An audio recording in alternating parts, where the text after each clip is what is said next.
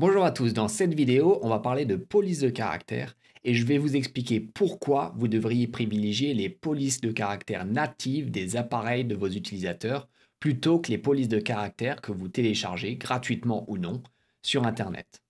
Cette vidéo est la troisième partie d'une série de vidéos pour vous expliquer comment créer un site internet de A à Z. Si vous n'avez pas regardé les vidéos précédentes, ce n'est pas grave. Si vous êtes uniquement intéressé par les polices de caractère et savoir pourquoi est-ce qu'il faut privilégier les polices de caractère natives, vous pouvez regarder uniquement cette vidéo. Si vous voulez savoir comment est-ce qu'on est arrivé à cette étape-là, vous pouvez mettre sur pause maintenant, aller voir les premières vidéos et revenir ensuite.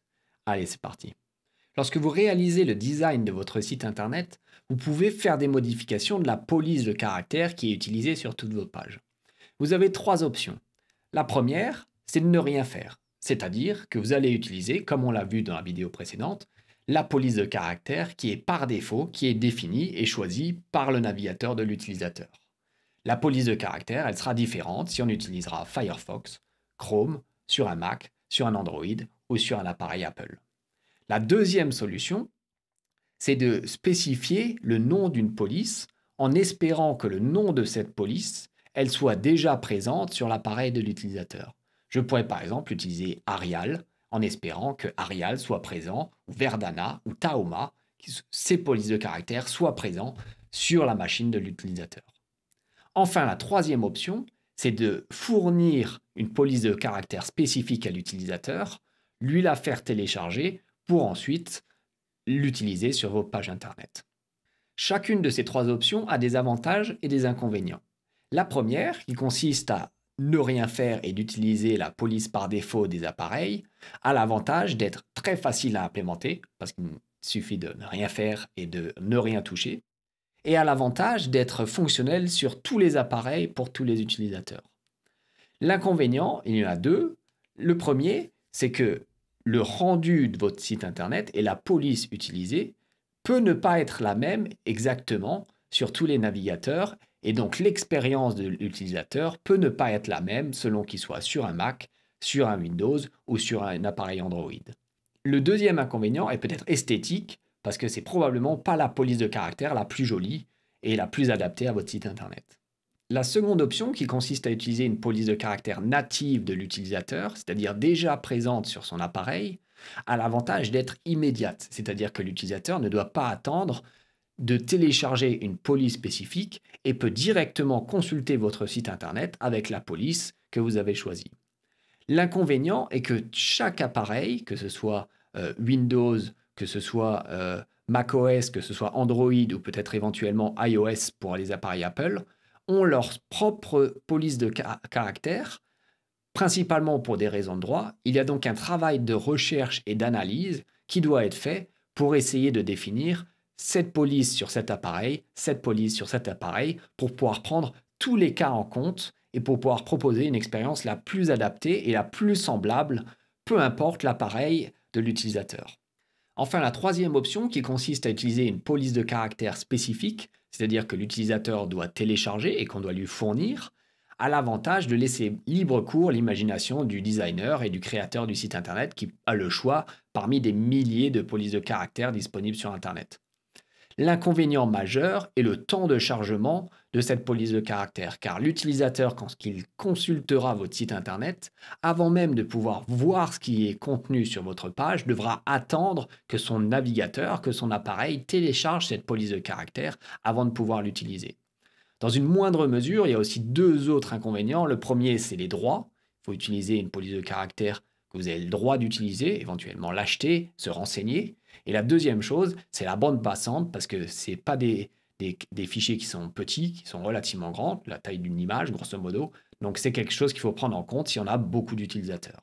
Pour illustrer cette problématique du temps de chargement, et pour bien vous faire comprendre, reprenons l'exemple qu'on a fait depuis le début, notre site internet, et essayons d'appliquer une police de caractère spécifique pour voir les conséquences, notamment les conséquences négatives que ça a sur l'expérience de l'utilisateur. Pour illustrer cet exemple, reprenons le site qu'on a fait dans les vidéos précédentes. Par rapport à la vidéo précédente, j'ai un petit peu amélioré le site dans le sens où j'ai rajouté un petit peu de style, rien de fou, mais on le verra dans d'autres vidéos un peu plus tard.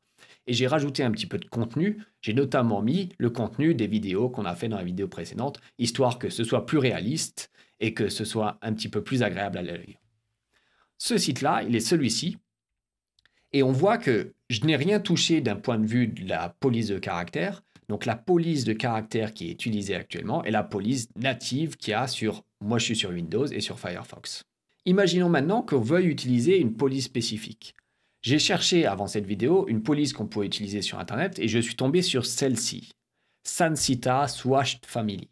Alors peu importe si elle est jolie ou pas jolie, on va l'utiliser en tant qu'exemple pour voir l'impact de l'utilisation de cette police de caractère qui est à mon avis très classique comme ce qu'on peut trouver sur Internet. Elle n'a rien de particulier à mon sens. Donc on va l'utiliser, je l'ai téléchargée et je l'ai mise dans le dossier où se trouvent nos feuilles de style CSS, c'est-à-dire ici.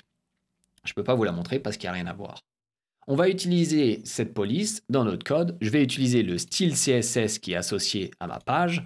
Ici, j'ai rajouté le fichier reset qu'on a fait la dernière fois. J'ai rajouté une deuxième feuille de style ici avec notre style CSS. Il ne possède rien encore, donc on va rajouter notre police. Et pour rajouter notre police, on va la définir en haut de la page et on va utiliser pour ça la déclaration qui s'appelle font face. Et dans cette déclaration font face, on met deux éléments. Le premier, c'est le nom de la police. Ici, je vais mettre le nom que j'ai trouvé ici, Sansita. Et la deuxième chose qu'on fait, c'est qu'on va mettre le lien vers le fichier qui contient cette police. Et on va mettre src comme source, URL comme pour dire que c'est un lien. Et on va utiliser le nom de cette police que j'ai téléchargée, .ttf. Il y a plusieurs, pour la parenthèse, il y a plusieurs formats de police de caractère. Ici, j'en utilise un qui est reconnu. Mais si vous voulez vraiment que ce soit compatible avec tous les appareils, notamment les navigateurs qui sont un petit peu plus vieux, il y a plusieurs formats à utiliser. D'ailleurs, si on retourne ici, on voit que il propose plusieurs formats, TTF, OTF, etc. À vous de vous renseigner sur quel type de compatibilité vous voulez par rapport au navigateur que vous supportez. Dans mon exemple, je vais utiliser uniquement la version TTF parce qu'elle fonctionnera très bien. Mais en plus, normalement, il faut prendre en compte le fait qu'on va en utiliser plusieurs. Une fois que j'ai défini la police de caractère, on va pouvoir l'appliquer à l'ensemble de mon document. Donc ici, je vais mettre la balise et le périmètre body. Et on va pouvoir dire maintenant font family et utiliser la font family, c'est-à-dire le nom de la police de caractère que j'ai défini un petit peu plus haut. On revient sur notre code, on peut rafraîchir la page cette fois-ci et on voit que l'ensemble de ma page internet est mis à jour et le navigateur applique cette nouvelle police de caractère que je viens de définir. Rappelez-vous que je vous ai dit initialement que l'inconvénient majeur quand on utilisait une police de caractère était le délai d'attente pour l'utilisateur. Ici, même si je rafraîchis, il n'y a pas de délai d'attente parce que je suis en local et que tout se passe quasiment instantanément. Il n'y a pas les délais du réseau, de la connexion et du serveur qui doit être plus ou moins chargé. Si on veut savoir ce qui se passe dans les conditions réelles, c'est-à-dire si la connexion de l'utilisateur elle n'est pas géniale, c'est-à-dire que ce n'est pas de la DSL, ce n'est pas du Wi-Fi, mais qui se retrouve par exemple sur son mobile en ville et qu'il y a une connexion 2G ou 3G, on peut brider la connexion dans le navigateur pour simuler le fait qu'il y ait une connexion de mauvaise qualité. Dans les outils de développement, ici je suis sur Firefox, mais c'est exactement pareil sur Chrome, on peut aller dans le réseau, et dans réseau, on peut utiliser un bridage et dire qu'on a une bonne connexion 3G, une connexion 3G classique ou une bonne connexion 2G, et on voit ici même une connexion 4G ou une connexion Wi-Fi ou ADSL. On va utiliser ici une bonne connexion 3G, histoire que ce ne soit pas trop mauvais, et on va aussi activer le cache. Le cache, on le verra un petit peu plus tard, mais c'est la fonctionnalité dans les navigateurs qui permet de garder en mémoire le résultat d'une requête passée pour la réutiliser ensuite de manière plus rapide. C'est-à-dire que si vous allez sur un site internet et qu'il y a des images, les images, elles sont enregistrées pour que si vous retournez sur cette page-là ou si une autre page utilise la même image, le navigateur peut l'afficher plus rapidement. Ici, on va le désactiver pour que quand on rafraîchit la page, il ne réutilise pas la police de caractère qui a déjà été prise en compte avant. Une fois que j'ai mis ces deux options, je peux retélécharger la page et on va voir qu'il se passe un certain nombre d'étapes. Je rafraîchis. Alors là, ce qui s'est passé, c'est intéressant parce qu'il s'est passé deux étapes. La première, comme on l'a vu, et on peut le repasser au ralenti si on veut, on a vu qu'il y avait la page blanche avec uniquement le style, la bannière grise qu'on a vue, mais pas le texte. Pendant toute la période où l'utilisateur il attend de recevoir la police de caractère, et on peut le voir ici dans les détails, c'est exactement pendant 1938 millisecondes, c'est-à-dire 1,9 secondes, l'utilisateur attend. Pendant ces 2 secondes où l'utilisateur attend, comme on l'a vu, il ne se passe rien, c'est-à-dire que la page est blanche, mais le texte n'est pas affiché. Une fois que l'utilisateur a la police de caractère, une fois que le navigateur a téléchargé cette police de caractère, elle peut l'utiliser et seulement à ce moment-là, l'utilisateur peut voir le texte qui est affiché sur la page Internet. C'est pas génial pour l'expérience et c'est encore pire si jamais on mettait une connexion plus mauvaise, par exemple une bonne connexion 2G, parce qu'à partir d'un certain seuil, il me semble que c'est 2 secondes, le navigateur utilise quand même la police par défaut et seulement après, une fois que la police de caractère est disponible, il va la changer. C'est-à-dire qu'on verra, et on va le faire tout de suite, une page blanche, la police de caractère par défaut parce que la police spécifique, elle a mis trop de temps à se télécharger. Et seulement après, il va mettre la police de caractère spécifique. On va voir ça, on va essayer. Je rafraîchis. On voit la page blanche, les images se chargent, toujours pas de texte. La police par défaut cette fois-ci, parce que la police de spécifique, elle n'y est pas encore. On attend et c'est seulement maintenant qu'il y a la police spécifique qui est affichée. Cette expérience est très mauvaise parce que l'utilisateur, pendant 2, 3, ici c'est pendant 8 secondes, il ne s'est rien passé. Alors, j'ai volontairement mis une connexion 2G pour accentuer ce qui se passe. Mais en plus, si jamais le réseau est mauvais, l'utilisateur voit déjà une police par défaut et une police changer ensuite. Et quand la police, elle change, ça veut dire que l'ensemble de la page est recalculé et que la dimension des éléments, étant donné que la taille des caractères pour les polices n'est pas exactement la même chaque fois, il y a toute la dimension des choses qui sont modifiées. Vous avez peut-être déjà lu sur une page d'actualité, sur Le Monde, Le Point ou je ne sais quoi, la page qui commence à se charger et une fois que les éléments sont chargés, que tout commence à bouger, ça commence à shifter et le texte que vous avez commencé à lire, il se décale. C'est très mauvais pour l'expérience de l'utilisateur et c'est quelque chose qu'on ne veut pas. Dans CSS, il y a une fonctionnalité qui nous permet de ne pas faire attendre l'utilisateur et d'utiliser la police par défaut depuis le temps t, 0, c'est-à-dire depuis le moment où le navigateur de l'utilisateur charge la page, jusqu'au moment où la police spécifique elle est téléchargée. On va revenir dans notre code. On va mettre font display swap. Et ça permet donc d'utiliser la police par défaut depuis le moment où l'utilisateur reçoit la page jusqu'au moment où la police spécifique est téléchargée. Et c'est seulement à ce moment-là qu'il la change. Donc on verra ce changement comme je vous ai parlé précédemment. On rafraîchit, on voit ce qui se passe. Et là, on voit que la police par défaut est affichée. Tout se charge et c'est seulement maintenant que la police spécifique, elle s'affiche.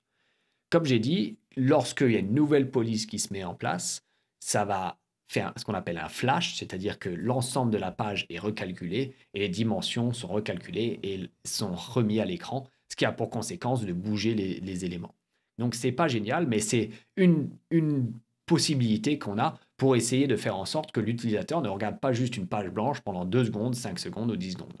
On va reparler du cache un instant. C'est donc cette fonctionnalité qu'on a vue qui consiste à mémoriser le résultat d'une requête passée. Le navigateur, lorsque vous visitez une page Internet et que la page contient des images, des ressources, des polices de caractères comme on vient de le voir, va mémoriser ces ressources extérieures pour ensuite pouvoir vous les redonner plus rapidement si jamais vous consultez d'autres pages du même site ou d'autres sites Internet qui contiennent les mêmes ressources, les mêmes images, les mêmes polices de caractères. Si plusieurs pages ou plusieurs sites utilisent les mêmes ressources, ce cache-là est utilisé pour rendre les ressources plus rapidement à l'utilisateur et afficher plus rapidement les pages.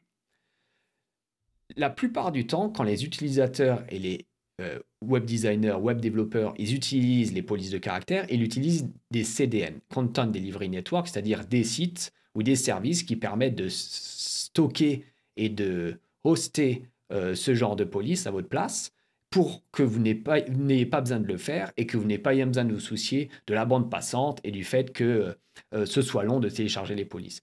Google Fonts, par exemple, le fait et vous permet en une ligne de code de non pas localiser les polices de caractère sur votre site à vous, mais d'utiliser le serveur de chez eux et la bande passante de chez eux et vous n'avez pas besoin de vous soucier de ce genre de choses. La raison pour laquelle je vous explique ça, c'est que avant, on partait du principe que si deux sites internet utilisaient la même police de caractère ou la même image, le cache venait en jeu et si un autre site, c'est-à-dire le site A, utilisait la même police que vous et que l'utilisateur visitait ce site avant vous, le cache possédait cette police de caractère et donc pouvait directement vous la redonner sur votre site internet. Donc, en utilisant ce genre de CDN comme Google Fonts, mais il en existe d'autres, on améliorait la performance de notre site parce que si on utilisait une police de caractère populaire qui est utilisée aussi sur d'autres sites, il y avait de fortes chances que l'utilisateur possède déjà en cache cette police de caractère et donc que votre site il se charge plus rapidement. Cette règle-là, elle a changé récemment, et quand je vous dis récemment, c'est-à-dire fin d'année dernière, fin d'année 2020, et sur certains navigateurs comme Firefox, c'est censé changer cette semaine, c'est-à-dire fin janvier 2021. Cette règle-là, elle va changer, comme je vous ai dit, parce que certaines personnes ont utilisé le mécanisme de ce cache qui permettait de télécharger plus rapidement des ressources qui étaient déjà consultées pour espionner l'historique des utilisateurs. J'ai écrit tout un article là-dessus et que je vous conseille de lire sur le lot de sites dont je vous ai déjà parlé que j'utilise et que j'édite, sur lequel j'écris. Cet article, c'est celui-ci que je vous conseille de lire si vous êtes intéressé sur pourquoi est-ce que les changements de modification du cache a une conséquence majeure sur le chargement des ressources, des images, mais aussi des polices de caractère comme on est en train de voir actuellement. Pourquoi est-ce que ce changement a un grand effet néfaste sur les polices de caractère et pourquoi est-ce que vous ne devrez plus utiliser maintenant et il y a beaucoup moins d'avantages à utiliser les CDN comme Google Fonts, etc. pour vos polices de caractère. Lisez cet article, ça explique un petit peu ce que je vous ai dit, mais ça rentre beaucoup plus dans les détails. Donc tout ça pour dire que voilà, il y a vraiment un coût si jamais vous utilisez une police de caractère qui est externe, localisée ailleurs, et si jamais vous comptez sur le cache de charger plus rapidement ces polices de caractère. Et il y a un coût si jamais vous voulez utiliser une police de caractère spécifique comme on vient le voir. Alors comme on a vu, il y avait une troisième option, la première étant donc de rien faire, la deuxième était d'utiliser une police spécifique comme ce qu'on va faire. La troisième option, c'était donc d'utiliser une police native qui est déjà présente sur le navigateur. J'avais dit, et je le répète, que l'inconvénient majeur était que les polices de caractère présentes sur les appareils, elles ne sont pas les mêmes. C'est-à-dire que les polices de caractère qui sont présentes sur Windows, sur macOS ou sur Android ne sont pas les mêmes. Donc il y a un certain travail à faire pour savoir quelle police de caractère est présente sur quel appareil et essayer de trouver des polices similaires pour que l'expérience elle soit la plus identique, si c'est ce qu'on veut, sur tous les appareils et pour tous les utilisateurs. Certains sites ont déjà fait le travail pour vous de savoir quel type de police de caractère est présent sur quel navigateur, sur quel appareil. C'est le cas notamment de la société de réservation d'hôtels que l'on connaît tous, Booking.com. Ils ont écrit un article technique sur le sujet qui est en anglais. Je vous mets le lien dans la description si jamais vous voulez le lire et je vous conseille de le lire. Il y a aussi un autre site qui est populaire et qu'on va voir tout de suite qui utilise la même chose, qui s'appelle github.com, qui est donc le site qui permet de partager le code et de travailler sur son code. Si on regarde la page d'accueil du site de GitHub et qu'on étudie ce qui se passe, d'ailleurs je vous conseille d'étudier les sites, les codes des sites parce que ça a l'avantage quand même d'être disponible, donc autant en profiter. Et on peut se rendre compte ici que la font family, c'est tout ça, c'est-à-dire la police de caractère utilisée, c'est tout ça. Je vais le prendre, je vais le mettre chez nous, je vais enlever ça. Et on se rend compte qu'il y a un certain nombre de valeurs qui sont utilisées. La raison pour laquelle on utilise plusieurs valeurs, c'est comme j'ai dit, parce qu'on veut pouvoir répondre à tous les cas, c'est-à-dire tous les appareils de tous les utilisateurs. L'avantage de Font Family, c'est qu'elle peut avoir plusieurs valeurs, comme on le voit ici, comme c'est utilisé sur le site de GitHub. Le fonctionnement de font family, dans le cas où il y a plusieurs valeurs, est le suivant. Le navigateur essaye de prendre la première police, ici Apple System. Si cette police est connue par le navigateur, par le système d'exploitation, il va l'utiliser. S'il ne la connaît pas, il va passer à la deuxième valeur, ici Blink Mac System Font. S'il ne la connaît pas, il passe à la suivante, etc., etc. L'intérêt de cette série de valeurs est qu'on peut utiliser ce mécanisme de sélection du navigateur pour mettre quelque chose de spécifique. En l'occurrence, ici, on va mettre une police de caractère qu'on sait disponible sur macOS en premier, c'est-à-dire que macOS va pouvoir la reconnaître et l'utiliser. Les utilisateurs de Windows ne vont pas la reconnaître et vont passer à la suite. Cette UI ici, c'est une police de caractère qui est connue uniquement sur Windows. Donc on sait que Windows va pouvoir l'utiliser. Ici, c'est macOS qui l'utilise. J'ai fait aussi des petites recherches de mon côté. On pourra utiliser ce qu'a fait GitHub. Ce qu'on va utiliser, c'est ce que j'ai préparé et que je vais vous montrer tout de suite. C'est-à-dire ça. C'est basé un petit peu sur ce qu'a fait GitHub. C'est basé aussi sur les recherches qu'a fait Booking.com. Je vais vous mettre aussi d'autres ressources que j'ai utilisées et que j'utilise sur mes autres projets, sur mes autres sites internet. En l'occurrence, ici, on met 5, 6, 7 valeurs. Comme je vous ai dit, de la plus spécifique à la plus générique. La première est utilisée uniquement, comme je l'ai marqué, iOS Safari, macOS Firefox. La deuxième, macOS Chrome. Ensuite, on a Sejo UI, comme je vous ai dit, c'est du Windows. Ensuite, on a Android et Chrome OS. Et ensuite, on a des choses beaucoup plus génériques, comme Helvetica, comme Arial. Et vraiment, si on a quelque chose un appareil qui est vraiment atypique, il peut utiliser la police. Alors, c'est que des polices sans sérif, mais ça, c'est vraiment la plus générique des polices, donc c'est sans sérif. Si vous voulez savoir ce que c'est une police sans sérif, je vous invite à mettre ça sur votre navigateur, sur moteur de recherche préféré, et vous allez voir quelles sont la différence entre les différentes polices, mais ce n'est pas le sujet de cette vidéo. Une fois qu'on a mis ça, on peut retourner sur notre page et on peut voir ce que ça donne sur notre page. Je vais laisser Goutte 3G, je vais laisser enlever le cache et je vais rafraîchir. Et là, on voit qu'instantanément, ça fonctionne. Et la police, alors c'est une histoire de goût, mais est plus adaptée, ou du moins est personnalisée. Si on voit dans les détails du navigateur, on voit qu'on retrouve l'ensemble de nos polices. Ici, il ne nous dit pas exactement laquelle police il utilise, mais étant donné que je suis sur Windows, comme je vous ai dit, je sais que c'est la police Sejo UI.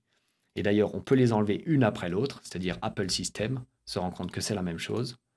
Blink Mac, de toute façon, moi, j'ai pas de Mac, donc ça sera exactement la même chose.